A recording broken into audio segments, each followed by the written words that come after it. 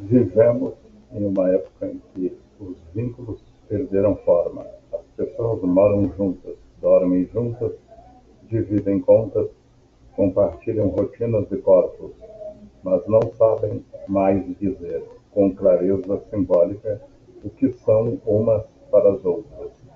Ainda assim, muitos afirmam com convicção: somos casados. Essa afirmação, aparentemente simples, carrega uma densidade psíquica enorme, porque do ponto de vista jurídico não são, mas do ponto de vista subjetivo precisam desesperadamente ser. A pergunta não é por que dizem que são casados. A pergunta é por que precisam tanto dizer isso. Sigmund Freud, em Introdução ao Narcisismo, de 1914, mostrou que o amor nunca é apenas dirigido ao outro, ele é também uma tentativa de restaurar algo perdido no próprio eu. Amamos para nos sentir inteiros, validados e reconhecidos. Quando alguém se nomeia casado sem sê-lo formalmente, muitas vezes está tentando dar à própria vida uma sensação de completude simbólica que falta internamente. O termo casado não é neutro.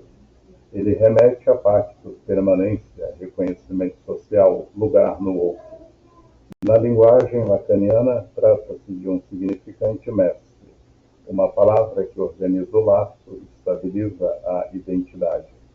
Jacques Lacan afirmava que o sujeito não existe fora da linguagem, é nomeado por ela. Quando alguém diz sou casado, está tentando se inscrever simbolicamente em uma estrutura de pertencimento. Mas Lacan também foi radical ao afirmar: não existe relação sexual, ou seja, não existe encaixe natural entre dois sujeitos. Toda relação amorosa é sustentada por fantasias, pactos imaginários e tentativas de estruturar a falta estrutural. Quando o vínculo é frágil, indefinido ou angustiante, o sujeito tenta reforçá-lo por meio de palavras, rótulos e títulos. Dizer somos casados é muitas vezes uma tentativa de fazer existir aquilo que internamente não se sustenta. Donald Winnicott, ao falar sobre relações maduras, dizia que amar é poder estar só na presença do outro. Quando isso não acontece, o casal se transforma em uma fusão defensiva. Duas pessoas coladas pelo medo, não pelo desejo. Muitos vínculos contemporâneos se estruturam mais como uma aliança contra a solidão do que como um encontro entre dois sujeitos desejantes. Erich Fromm, em A Arte de Amar, já advertia que a modernidade transforma o amor em uma forma de consumo. Escolhe-se um parceiro como se escolhe um produto que ofereça segurança, status e conforto emocional. Nessa lógica, morar junto passa a funcionar como um selo de legitimidade. Se estamos juntos, então deve ser amor, então deve ser casamento. Mas a psicanálise é clara. Não é a convivência que produz o laço, é o investimento libidinal. Maria Homem, psicanalista contemporânea, afirma que grande parte dos vínculos atuais funciona como anestesia, relações que evitam o confronto com o desejo, com o conflito e com a alteridade. O sujeito prefere um arranjo estável a uma relação viva. O nome casamento, nesse contexto, funciona como um tampão simbólico contra a angústia. Zygmunt Bauman chamou isso de amor líquido, vínculos frágeis que precisam de rótulos fortes para parecerem sólidos. Quanto mais instável o laço, mais o sujeito precisa afirmá-lo publicamente. Do ponto de vista da psicologia do apego,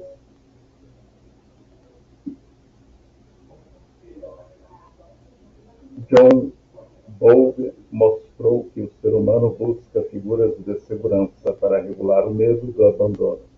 Em um mundo marcado por rupturas, descartabilidade e instabilidade afetiva, dizer sou casado funciona como um amuleto psíquico contra a perda. Mas a psicanálise vai além.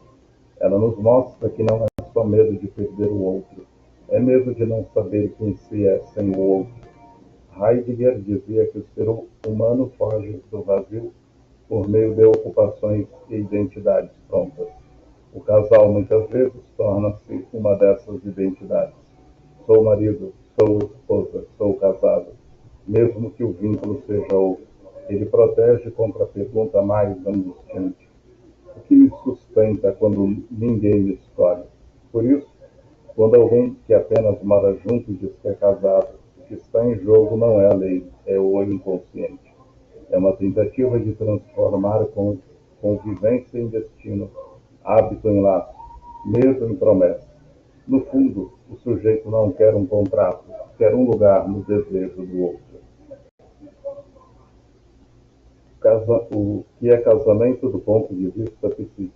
Freud foi o primeiro a desmontar a ideia romântica de que escolhemos quem amamos de forma livre e consciente. Em 3 ensaios sobre a teoria da sexualidade e em seus textos sobre o complexo de Édipo, ele mostrou que toda escolha amorosa é, no fundo, uma reedição das primeiras relações de amor da infância. Amamos segundo os rastros deixados por aqueles que nos amaram, ou falharam em nos amar. Por isso, o casamento, do ponto de vista psíquico, não é uma instituição social, mas uma fantasia de estabilidade. A tentativa de transformar o amor, que é pulsional, ambivalente e conflituoso, em algo fixo, seguro e previsível. Freud dizia que no amor há sempre um deslocamento narcísico. O sujeito ama no outro aquilo que gostaria de ser ou aquilo que perdeu de si. Assim, quando alguém diz sou casado, está muitas vezes afirmando algo sobre si mesmo. Eu pertenço a alguém. Eu fui escolhido. Eu não estou à deriva. Jacques Lacan radicalizou essa leitura ao afirmar que o amor nasce da falta. Sua famosa frase, o amor é dar o que não se tem a alguém que não é, significa que ninguém entra numa relação trazendo plenitude. Entramos com buracos, com demandas, com pedidos de reconhecimento. Amamos tentando fazer do outro uma resposta para o que nos falta. O casamento, então, é uma encenação simbólica dessa tentativa de suturar a falta. Ele promete algo que estruturalmente não pode cumprir completude. Por isso, Lacan também dizia que não existe relação sexual no sentido de complementariedade perfeita. O que existe são arranjos, pactos, fantasias que permitem que dois sujeitos suportem a impossibilidade de se completar. Quando uma coabitação é chamada de casamento, isso muitas vezes revela uma tentativa de estabilizar algo que internamente é vivido como frágil. O nome casamento funciona como um significante estabilizador, uma palavra que tenta segurar o que ameaça desmoronar. O Winnicott nos ajuda a entender isso de outra forma. Para ele, uma relação madura exige que cada sujeito possa existir de forma relativamente inteira diante do outro. Quando isso não acontece, o vínculo vira um uso definitivo do outro, defensivo do outro. O parceiro não é encontrado como alteridade, mas utilizado como suporte contra a angústia. Muitos casamentos, formais ou informais, funcionam exatamente assim, não como encontro, mas como muleta psíquica. A psicanalista francesa Elisabeth Rodinez afirma que o casal contemporâneo tornou-se uma tentativa de fabricar normalidade. Em um mundo fragmentado, nomear a relação como casamento é tentar dizer: isto é legítimo, isto tem valor, isto me dá um lugar no mundo. Do ponto de vista da psicologia do apego, isso também faz sentido. Bowlby mostrou que o ser humano busca figuras de vínculo estável para regular o medo do abandono, quando a vida psíquica é atravessada por insegurança. O sujeito se agarra ao rótulo casado, relacionamento sério, família. Mas a psicanálise vai além. Não se trata apenas de medo de perder o outro. Trata-se de medo de não existir sem o outro. Heidegger Diria que o ser humano foge do vazio através de identidades prontas. O casamento, nesse sentido, funciona como uma identidade. Marido, esposa, casal. Mesmo quando o laço é pobre, o nome protege contra o abismo do eu sozinho. Assim, o casamento, do ponto de vista psíquico, não é principalmente um contrato, é uma tentativa de responder à pergunta mais angustiante do sujeito: quem sou eu no desejo do outro? Quando essa resposta não se sustenta na experiência viva do vínculo, ela precisa ser garantida pela palavra. Por isso, tantos dizem que somos casados, quando na verdade apenas moram juntos.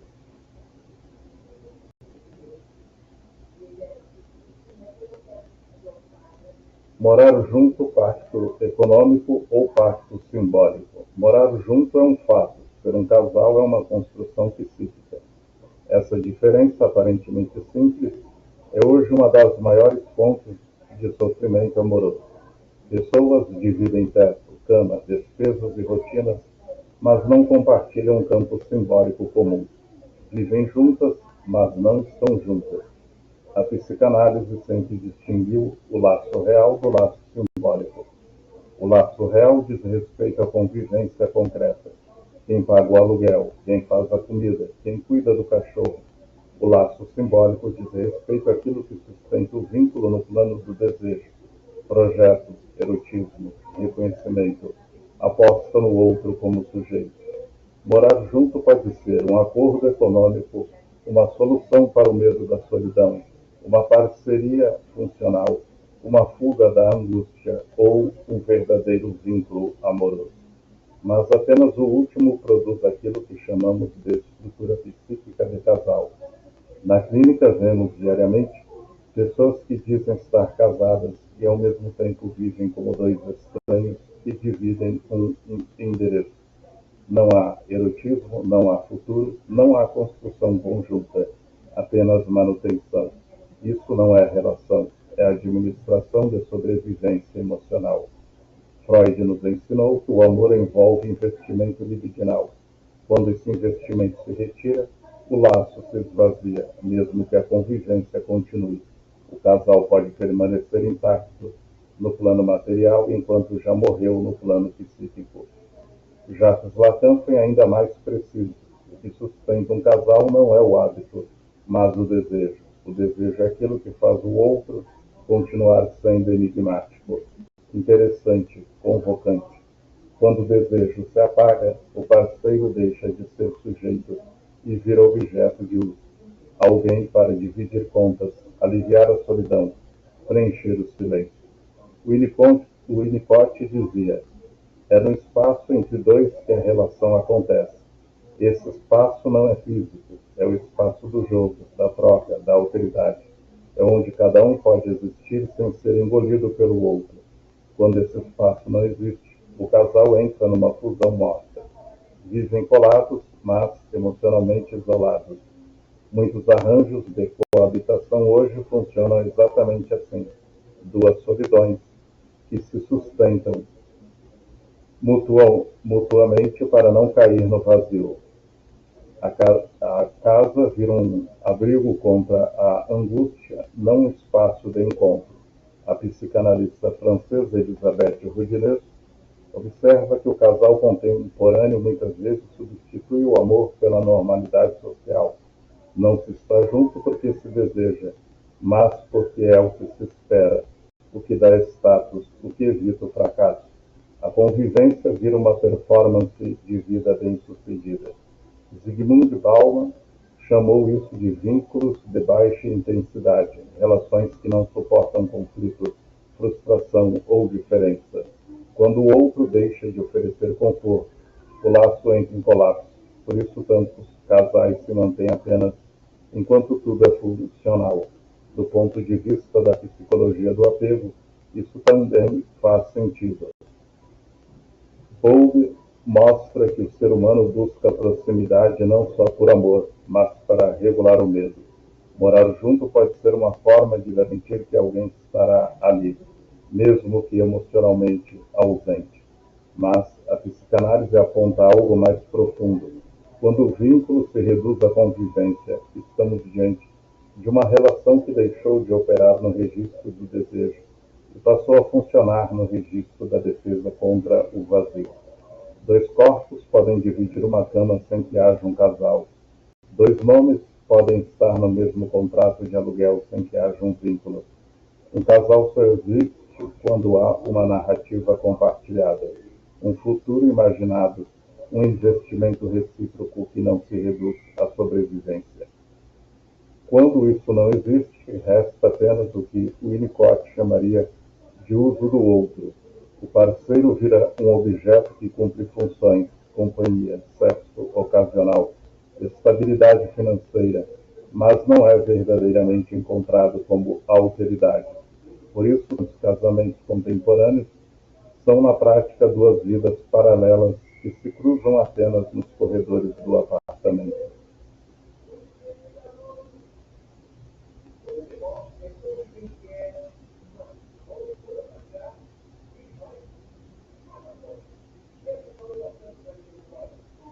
Por que tantas pessoas escolhem parceiros emocionalmente cansados, sem projetos, sem desejo? Essa pergunta toca o núcleo da clínica contemporânea, porque alguém se vincula a alguém que não oferece vitalidade, horizonte, erotismo ou construção. Porque tantos escolhem parceiros mais velhos, esgotados, desinvestidos da própria vida? A psicanálise responde, porque o sujeito nem sempre busca amor. Muitas vezes busca controle, previsibilidade e proteção contra o próprio desejo. Freud já mostrava que o amor é perigoso.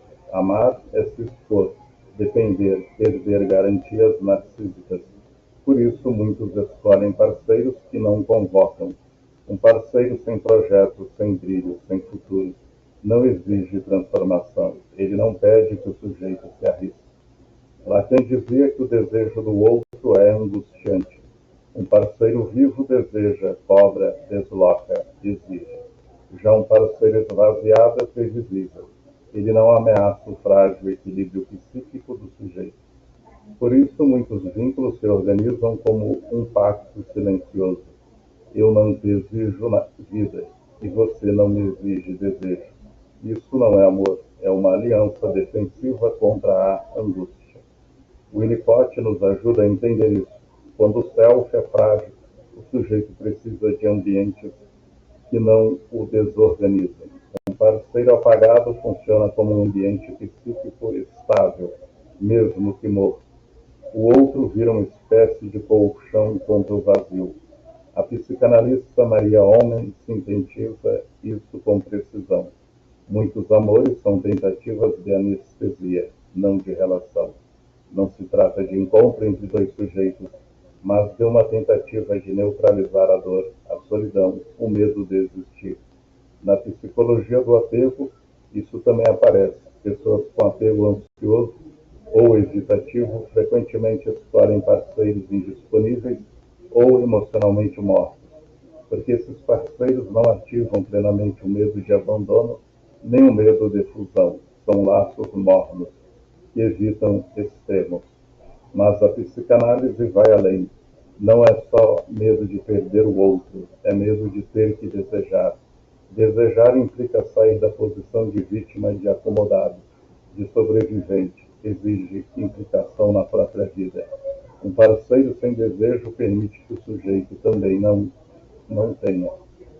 A fantasia de casamento como defesa. Quando alguém exige uma relação vazia diz, sou casado, isso não é ingenuidade, é uma operação psíquica.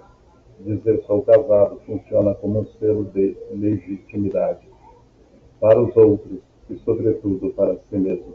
Isso impede a emergência da pergunta mais insuportável: o que eu realmente tenho com essa pessoa?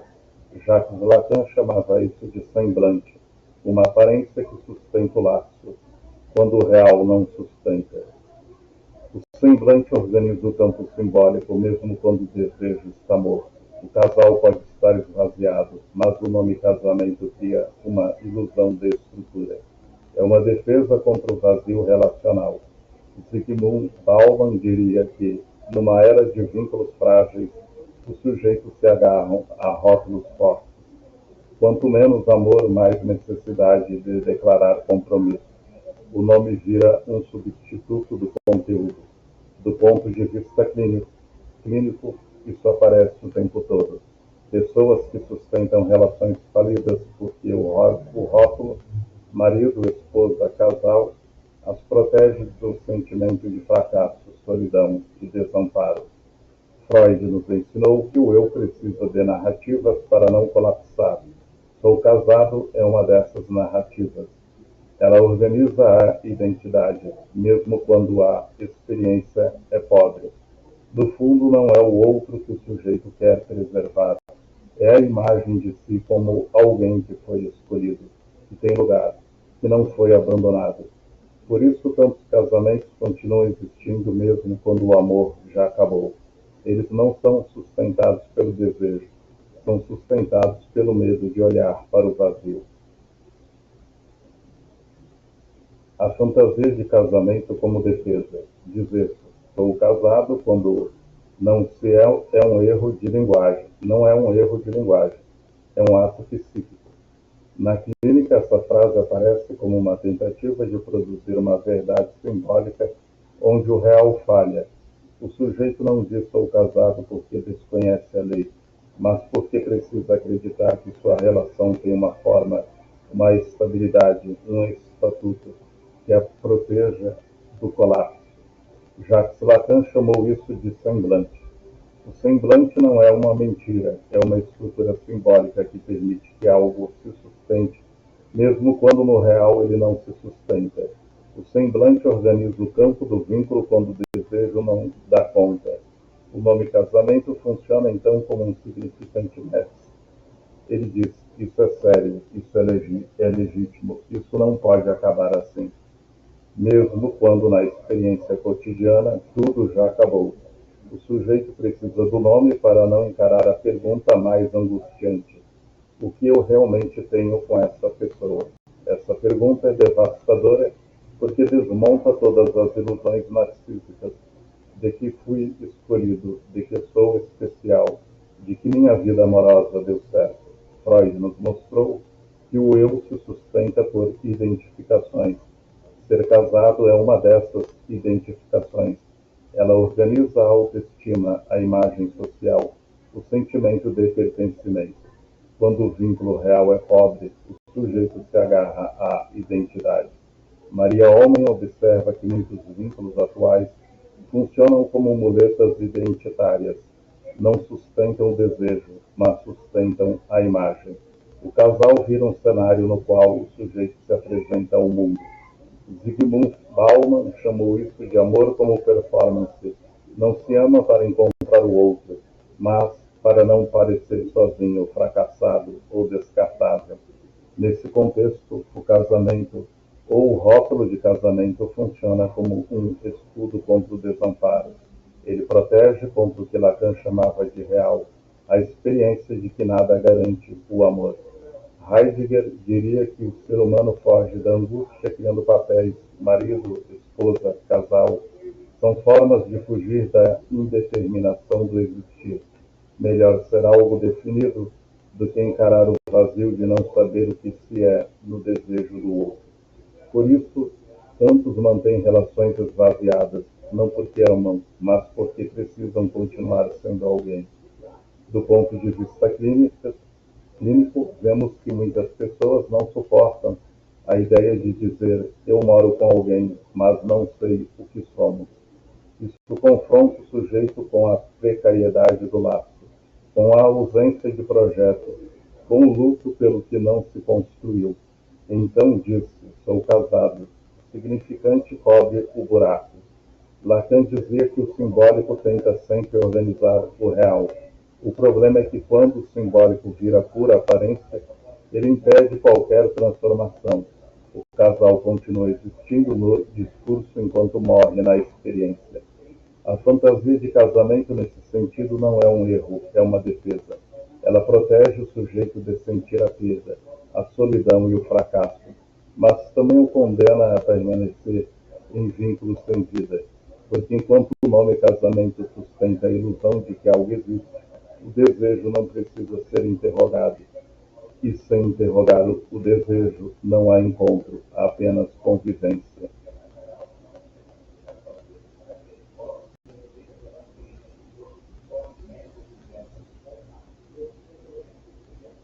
O que a lei diz e por que isso importa? No Brasil, duas pessoas que moram juntas podem sim constituir uma união estável, desde que a convivência seja pública, contínua e com intenção de constituir família. Essa forma de vínculo produz efeitos jurídicos reais, direitos patrimoniais, previdenciários, sucessórios, deveres de mútua assistência. Do ponto de vista do direito, portanto, morar junto não é irrelevante, ele cria consequências. Mas isso não é casamento. O casamento é um ato formal, simbólico e jurídico ao mesmo tempo. Ele envolve uma declaração pública perante o Estado e a sociedade, produzindo uma mudança de estatuto. O sujeito deixa de ser solteiro para ser casado. Essa mudança não é apenas burocrática, ela tem uma função simbólica fundamental: marcar uma passagem, instaurar um antes e um depois, instituir um pacto que ultrapassa os indivíduos. A união estável, ao contrário, nasce do fato. Ela se reconhece a posteriori. Ela existe porque as pessoas já estão vivendo juntas. O casamento, por sua vez, existe porque foi simbolicamente instituído. Essa diferença é crucial. O direito, ao separar casamento de união estável, reconhece algo que a psicanálise já sabia: viver junto não é o mesmo que se comprometer simbolicamente. A lei distingue o vínculo simbólico, que cria um lugar social e jurídico novo, da convivência factual, que pode existir sem decisão estruturante. Por que isso importa do ponto de vista psíquico?